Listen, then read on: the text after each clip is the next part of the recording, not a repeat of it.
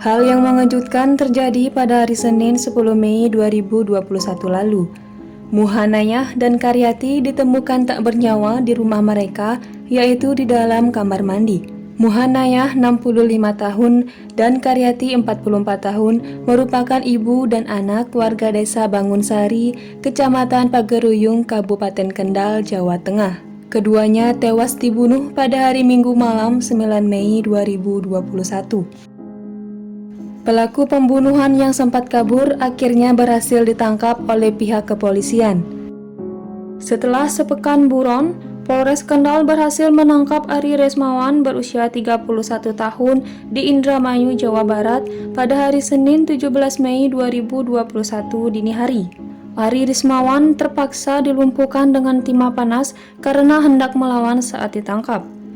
Ari Resmawan tak lain adalah menantu dari Muhanayah dan saudara ipar dari Karyati. Pembunuhan itu dilakukan karena Ari mengaku sakit hati dengan ibu mertuanya dan akhirnya turut membunuh kakak iparnya yaitu Karyati karena kepergok. Menurut Ari Resmawan, setiap bertemu ibu mertuanya itu selalu berbicara menyakitkan hatinya dan memintanya untuk menceraikan anaknya yang tak lain adalah istri dari Ari. Ari pun mengaku jengkel dengan ucapan ibu mertuanya itu. Kemarahan Muhanayah bukan tanpa alasan, sebab Ari Resmawan kerap bermain judi hingga membawa masalah untuk warganya. Tak hanya itu, Ari juga sering mabuk dan membuat ulah. Sebelum peristiwa pembunuhan itu terjadi, Ari menjemput keponakannya atau anak dari Karyati untuk diajak menagih utang ke daerah Kecamatan Kaliwungu pada hari Minggu 9 Mei 2021 lalu. Usai menagih utang itu, Ari dan keponakannya pesta minuman keras di salah satu hotel di Pageruyung, Kendal. Saat itu, keponakannya sudah mabuk berat dan tidak sadarkan diri. Ari kemudian menyelinap keluar kamar hotel dengan mengambil sepeda motor untuk digadaikan di Sukorojo sebesar 9 juta rupiah. Uangnya digunakan untuk keperluannya dan sebagian lagi untuk judi online. Usai menggadaikan motor keponakannya, Ari lalu diantar temannya pulang ke rumah mertuanya.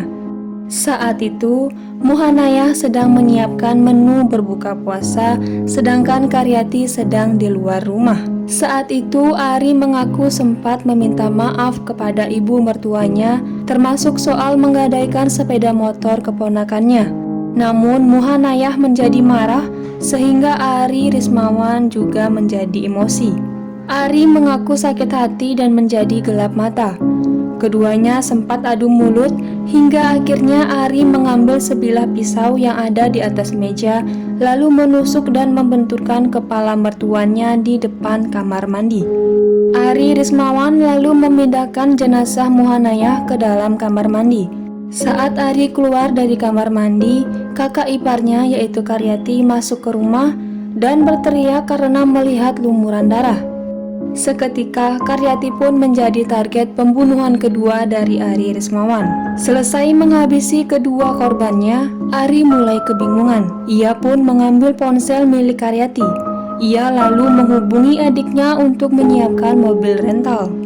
Pelacakan keberadaan Ari berawal ketika polisi melakukan pelacakan pada GPS yang terpasang pada mobil rental yang disewa Ari dengan menggunakan handphone milik Karyati itu. Dengan mobil rental itu, Ari pergi dari rumah korban menuju Wonosobo, Temanggung, Solo, dan akhirnya berhenti di sebuah minimarket di kawasan Jalan Sriwijaya, Kota Semarang. Dari rekaman kamera CCTV di minimarket, pelaku meninggalkan mobil rental yang dipakainya, lalu memesan ojek online menuju pangkalan bus di Krapyak, Semarang. Ari kemudian kabur menumpang bus ke arah Jakarta. Di tengah perjalanan, Ari Resmawan mengaku ketakutan. Ia kemudian mengubah gaya rambutnya untuk mengelabui petugas. Kemudian polisi melakukan pengejaran ke arah Jakarta dan polisi mendapatkan informasi jika ternyata pelaku berada di Indramayu, Jawa Barat. Baru beberapa hari di Indramayu, Ari Resmawan akhirnya ditangkap oleh tim Resmob Polres Kendal. Ari pun menyesali perbuatannya dan mengakui dirinya telah hilaf. Atas perbuatannya itu, Ari Rismawan akan dijerat dengan pasal berlapis tentang pembunuhan dan pencurian. Tersangka terancam hukuman maksimal 15 tahun penjara.